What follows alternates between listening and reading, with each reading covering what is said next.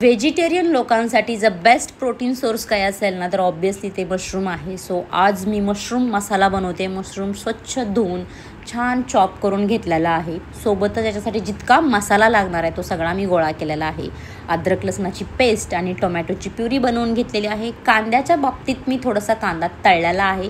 तळल्यानंतर त्याची छान पेस्ट बनवलेली आहे. आणि एका बाउलमध्ये मशरूममध्ये जो पण मसाला बनला तो सगळा ॲड करायचा आहे. दही ॲड करायचं आहे, धना पावडर ॲड करायची आहे, लाल तिखट आणि चवीपुरतं मीठ ॲड करून छान याला मॅरिनेट करून एक 10 मिनिट आपल्याला साईडला सोडून द्यायचं आहे. आईच्या गावात सोडून द्यायचं आहे.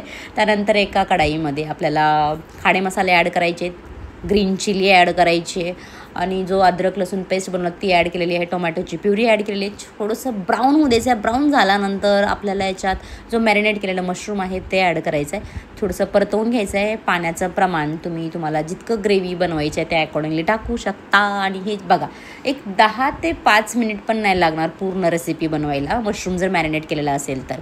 आणि तयार आहे. मी हे मस्त ज्वारीच्या भाकरीसोबत खात आहे. अप्रतिम, उत्तम.